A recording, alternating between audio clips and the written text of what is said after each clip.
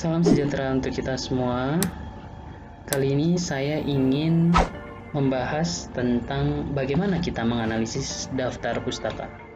Daftar pustaka biasanya digunakan oleh peneliti pada bab 2 dan ini sangat terkait dengan bagaimana kita mengkonstruksi teori-teori secara konseptual dan secara operasional yang akan membentuk indikator-indikator untuk nantinya dijadikan sebagai instrumen atau alat ukur atau sebagai parameter penelitian.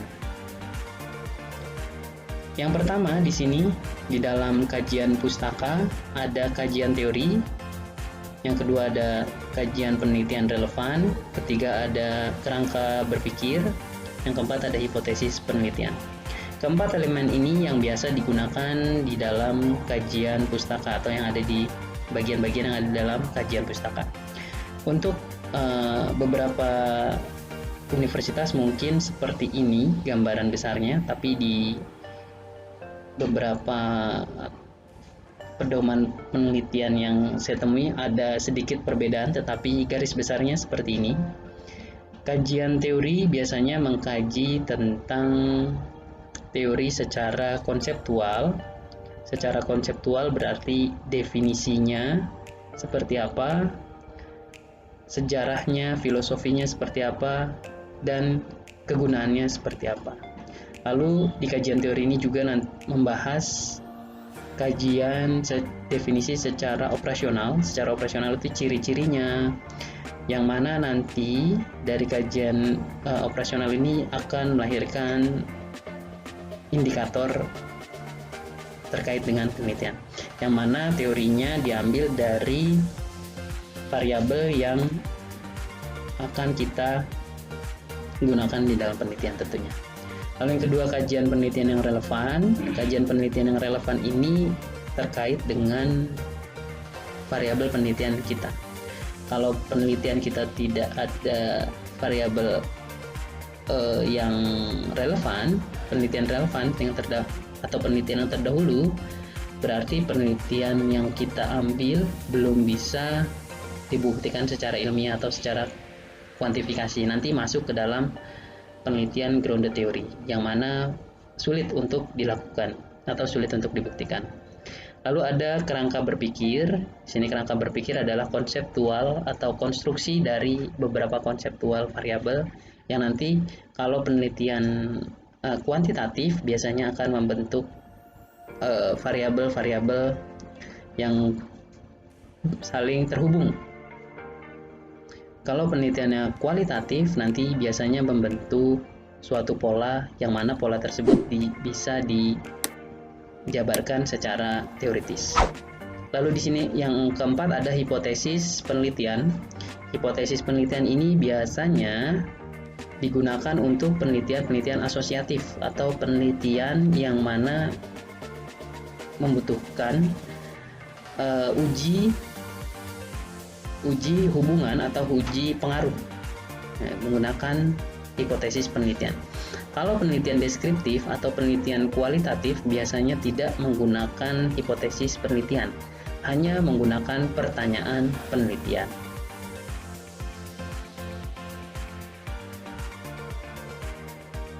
Selanjutnya ada kegunaan kajian pustaka.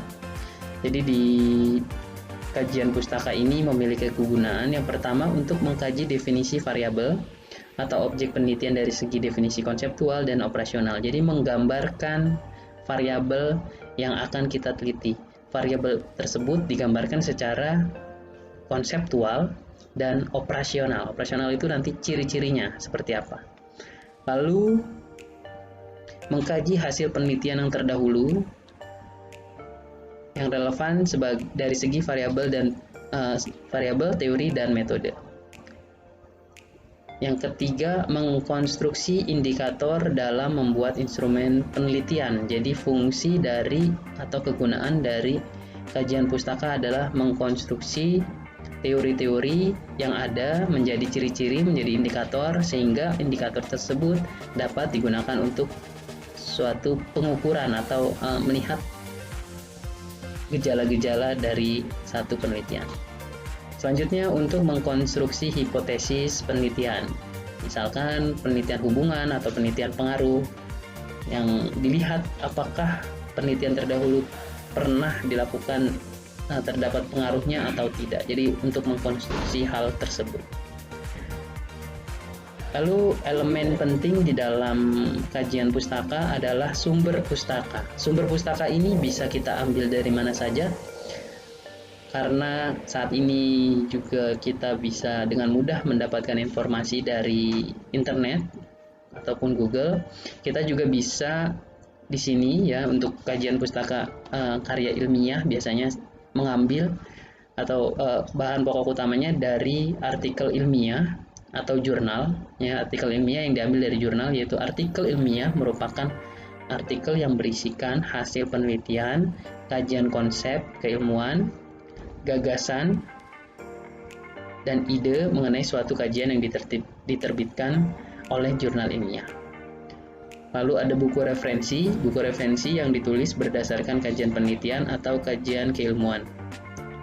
Lalu ada artikel ilmiah dari proceeding, yaitu artikel yang berisikan hasil penelitian, kajian konsep keilmuan, atau gagasan ide mengenai sesuatu yang berasal dari seminar. Jadi artikel ilmiah jurnal dan proceeding sebetulnya hampir sama, tapi kalau proceeding telah diseminarkan. Lalu ada skripsi, tesis, dan disertasi. Kita juga bisa mengambil bahan pustaka dari skripsi, hasil-hasil penelitian yang dilakukan oleh mahasiswa baik itu S1, S2, dan S3. Selanjutnya kita bisa juga mengambil sumber pustaka dari laporan. Laporan ini merupakan hasil data yang telah dianalisis yang berasal dari penelitian atau reporter.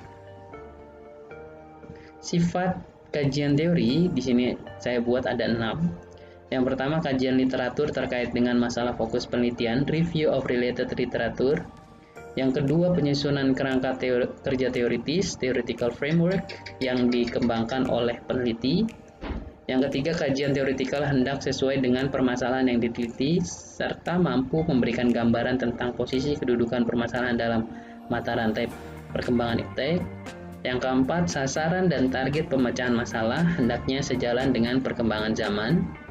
Yang kelima, melandasi pemikiran metodologis terutama dalam menetapkan rancangan penelitian, search, design, research strategy, serta pengembangan instrumen penelitian. Yang keenam, kajian teoritik berisi kajian dan atau analisis teoritik untuk menyusun kerangka pikir teoritis dalam upaya pemecahan masalah penelitian dan atau menjawab pertanyaan-pertanyaan penelitian serta pencapaian tujuan. Lanjut, di sini ada cakupan kajian teori.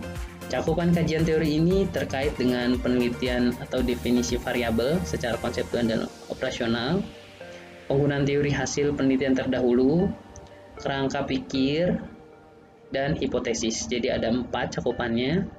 4 hal ini yang kita harus selalu ingat. Dalam menyusun skripsi biasanya ditampilkan 2-3 penelitian yang relevan. Ini bentuk mencari penelitian yang relevan atau penelitian yang terdahulu. Di dalam penelitian yang relevan, ya, penelitian yang relevan adalah penelitian dilakukan oleh penelitian yang terdahulu. Masalah dan desain penelitiannya gayut dengan penelitian yang akan dikembangkan oleh peneliti, artinya terkait dengan yang dikembangkan oleh peneliti. Lalu penelitian yang relevan diambilkan dari sumber penelitian asli yang sudah dijurnalkan. Lalu yang disajikan oleh penelitian mencakup judul penelitian, tahun penelitian, desain penelitian, subjek penelitian, dan hasil penelitian serta relevansinya. Ini kalau yang ada di penelitian yang relevan.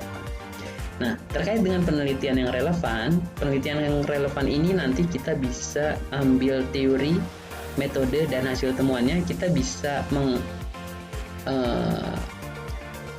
meletakkan part-part bagian dari teori tersebut di latar belakang masalah, lalu bisa juga masuk ke dalam kajian teori, bisa juga nanti masuk ke dalam hasil penelitian atau pembahasan. Jadi tidak hanya digunakan untuk yang ini, tidak hanya digunakan untuk mencakup yang ada di bab 2, tapi penelitian yang relevan kita bisa ambil teorinya masuk ke bab 1, bisa juga masuk ke bab 2, bisa juga masuk ke bab 3. Nanti temuannya, metodenya, yang relevan apanya gitu, relevansinya apanya, apakah relevansi variabel, apakah relevansi metode, apakah relevansinya dengan analisis data, nanti yang akan dikaji di dalam penelitian yang relevan. Lalu bagaimana kita memilih informasi yang relevan? Di sini yang pertama terkait informasi berkaitan dengan variabel. Jadi informasi yang berkaitan dengan variabel. Kalau misalkan informasinya tidak berkaitan dengan variabel, tidak bisa dikatakan sebagai penelitian yang relevan. Lalu informasi yang berkaitan dengan metode. Yang tadi saya sebutkan, variabel, metode ini terkait dengan cara penggunaan, cara prosedur, ataupun metode terkait dengan metode penelitian, apakah penelitiannya kualitatif, kuantitatif. Nanti setelah itu informasi yang terkait dengan analisis data. Jadi metodenya kita sudah bisa relevan, analisis datanya relevan, lalu informasi yang terkait dengan temuan yang relevan, hasil atau temuan. Bisa juga informasi yang terkait dengan hipotesis. Hipotesis ini bisa juga relevansinya kita dikaitkan karena berkaitan dengan variabel. Kalau misalkan penelitiannya asosiatif, kita juga bisa mengkaitkan dengan hipotesis. Lalu penelitian yang terdahulu tidak harus sama persis, hanya salah satu variabel saja. Misalkan ada penelitian yang berjudul pengaruh motivasi terhadap kinerja. Lalu kita ingin mengambil salah satu variabel, yaitu yang relevan adalah kinerja. Nanti akan kita masukkan ke dalam penelitian kita. Kerangka berpikir ya terkait dengan yang pertama di sini teori yang dikumpulkan pada landasan teori yang telah diuraikan ya, yang akan menghasilkan beberapa konsep. Lalu apabila konsep-konsep ini dihubungkan satu dengan yang lainnya untuk dapat memberikan gambaran atau suatu fenomena. Kerangka konsep yang merupakan argumentasi peneliti akan arah dan hasil penelitian yang diharapkan. Jadi nanti ada argumentasi di dalam kerangka berpikir. Biasanya terdapat bagan atau kerja teoretik. Ini adalah bentuk-bentuk kerangka berpikir. Nanti akan kita gambarkan di contoh kerangka berpikir seperti apa. Hipotesis penelitian, ini terkait dengan hipotesis penelitian, yaitu adalah dugaan sementara biasanya harus didasarkan atas atau beberapa standar pemikiran yang diperoleh dari teori yang kuat. Jadi kalau penelitian kuantitatif asosiatif yang memiliki hipotesis, misalkan hubungan atau pengaruh, dia harus ada landasan dan teori yang kuat. Teorinya yang kuat, misalkan jika bahan bakar naik, maka kebutuhan pokok ikut naik. Itu adalah teori yang kuat.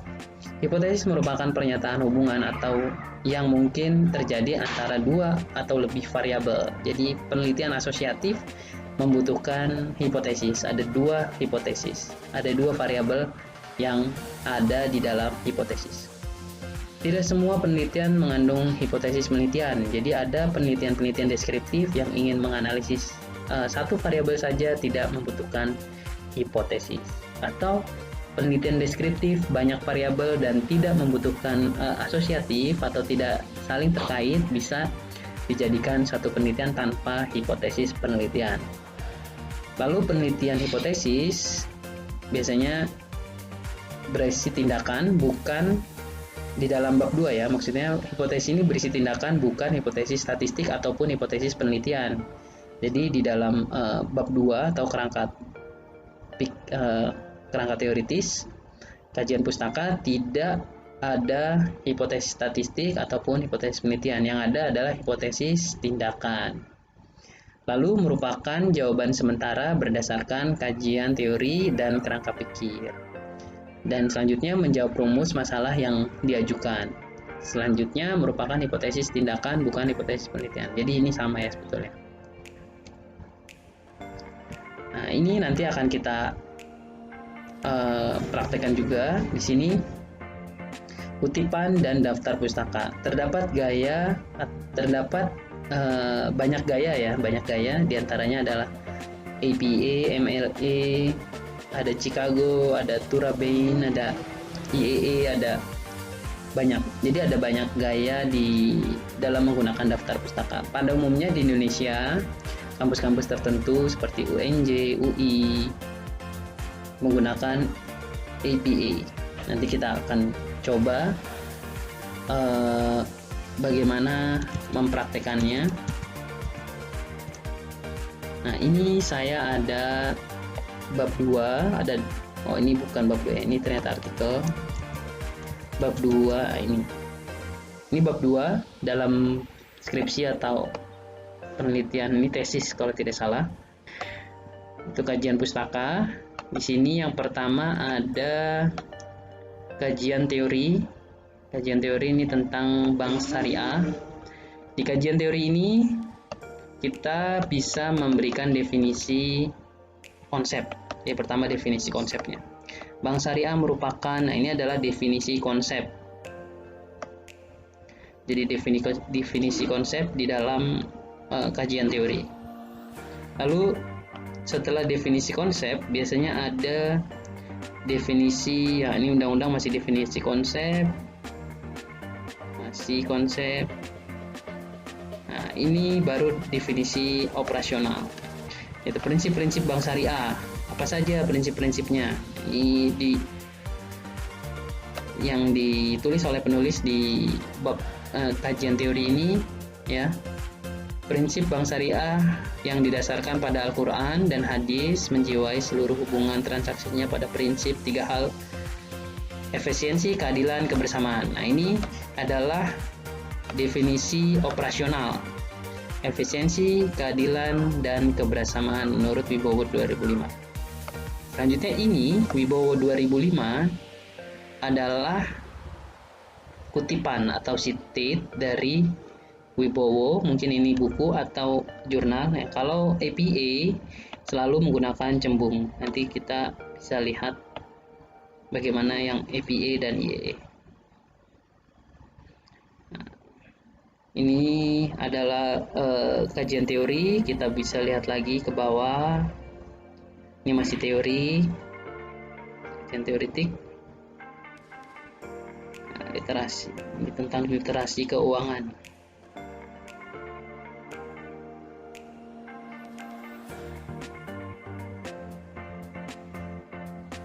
Ini biasanya nanti coba kita cari. Nah, kajian penelitian yang relevan. Kajian penelitian yang relevan biasanya ada di part 2 di dalam kajian pustaka ini. Temuan penelitian Abdullah dan Alex 2005. Nah, penulisannya seperti ini. Penulisan untuk kutipan langsung, kalau misalkan APA dan catatan kembung ya, biasanya langsung seperti ini. Temuan penelitian Abdullah dan Alex menunjukkan bahwa terdapat 9 faktor. Kita bisa lihat yang diambil adalah faktor-faktornya di sini. Tidak hanya kajian penelitian yang relevan di penelitian ini tidak hanya mengambil abstraknya, tapi di sini langsung ke faktornya. Lalu beberapa kategori, langsung ciri-ciri. Ini yang penelitian yang relevan, yang baik, dan sampai hasil. Selanjutnya setelah penelitian yang relevan ada kerangka pikir. Di kerangka pikir biasanya dijelaskan dulu secara konstruknya seperti apa, konstruksi dari penelitian ini seperti apa. Ini menjelaskan literasi keuangan syariah berperan penting. Nah, ini adalah keadaan yang idealnya atau perannya atau lalu konsep literasi keuangan dikatakan. Nah, ini adalah bagian dari keadaan yang ideal. Jadi untuk membuat kerangka pikir sebetulnya adalah intisari atau konstruksi dari latar belakang masalah dan kajian teori digabungkan, konstruksinya seperti apa. Karena nanti ingin melihat bagaimana penelitian ini dilaksanakan dan memiliki alasan-alasan seperti apa. Lalu ada di sini terakhir nih untuk menjelaskan keterkaitannya. Tingginya kualitas layanan yang diberikan perbankan akan berdampak pada kepuasan nasabah yang tinggi. Nah, ini adalah biasanya terkait dengan hubungan sebab akibat, ya. Berdampak pada kepuasan nasabah yang tinggi pula. Jadi ada hubungan sebab akibat di sini atau hubungan komparasi atau akan tergambar seperti ini. Jadi ada panah. Biasanya kalau penelitian kuantitatif, asosiatif yang menggunakan hipotesis, ada panah titik-titik dan ada panah langsung. Yang di sini artinya kalau panah langsung secara parsial dan titik-titik itu secara simultan. Selanjutnya ada hipotesis penelitian. Nah, hipotesis penelitian ini ya bukan membentuk hipotesis statistik, tapi bentuknya adalah seperti ini. Hipotesis penelitian tidak terdapat pengaruh. Jadi H0-nya seperti apa dijelaskan dan HA atau H alternatifnya seperti apa. Jadi intinya di penelitian ini dalam hipotesis ingin menjawab hipotesis 0 ya apabila penelitian itu tidak ada pengaruhnya dan menolak menerima H0 atau menerima H alternatif kalau misalkan nanti ada pengaruhnya. Itu saja dari saya. Nanti satu lagi sih sebetulnya yang ingin saya jelaskan, yaitu tentang bagaimana kita membuat daftar pustaka. Nah, untuk membuat daftar pustaka ya kita punya banyak gaya style. Nah, ini saya gunakan APA. Ini saya menggunakan aplikasi ini, Mendeley. Di aplikasi Mendeley ini banyak referensi yang bisa kita dengan mudah kita temukan. Ini contohnya saya buat 2 dengan gaya APA. Kita juga bisa mengganti style, misalkan di sini ada banyak style, ada American, ada Medican, seperti ini. Ada juga EAA, ada juga Chicago. Gayanya beda-beda. Kalau APA ada, nah ini yang kita gunakan APA. Nama, ini ada nama, tahunnya dikurung, lalu ada judul ini kalau jurnal judulnya tidak miring dan nama jurnalnya ini International Association Scientific Research, ini nama jurnal. Kalau bentuknya jurnal seperti itu, nanti buku juga dia menyesuaikan sendiri karena kita menggunakan aplikasi. Itu saja dari saya. Semoga bermanfaat ya. Terima kasih dan sampai jumpa di kesempatan selanjutnya.